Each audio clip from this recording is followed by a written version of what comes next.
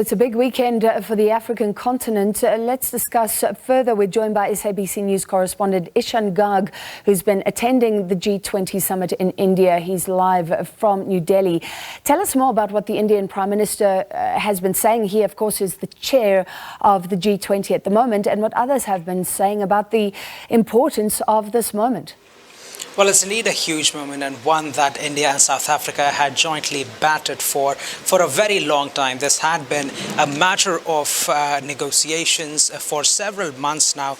The inclusion of African Union comes as a major win, not only for the African continent, but also for India's presidency as well, because India had said that representing the voice of the global South, the developing nations of the Southern Hemisphere, that's a huge part of India's agenda for the G20 presidency. And with the African Union's inclusion into the G20, India is saying that it has now managed to achieve that agenda to a certain extent. And this is going to have ramifications not only for the African Union, but it's also going to have ramifications for the rest of the G20 grouping, as both these groups of nations can benefit from one another. Analysts are saying that among the 12 most quickly developing economies in the world, 6 belong from the African continent, and this would now be an opportunity for different G20 countries to interact with those economies, and in return the African continent can once again benefit from being at the seat where discussions about climate financing options happen, where discussions about debt restructuring happens. A lot of these conversations do impact developing nations disproportionately than they do the developing world, and therefore the African Union's inclusion, according to India, will add more weight to the voice of the global South. All right, so the African voice is louder. How much louder? Because remember, the AU is joining as a bloc. The EU was a member as a bloc. What rights does that give the AU? Well, in terms of how these member states are going to be represented and how they are going to be seen, it's roughly going to be as if these two parties are on equal footing. The various African countries are going to be represented through the African Union, as various European countries are represented through the European Union, even though some countries within Europe are separately part of the G20 grouping as well.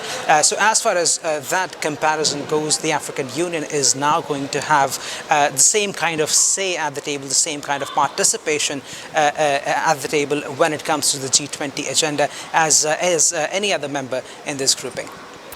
All right, let's quickly talk about other G20 issues. Conspicuous by their absence is both Russia and China. So we heard a lot of the speculation or initial reports around that.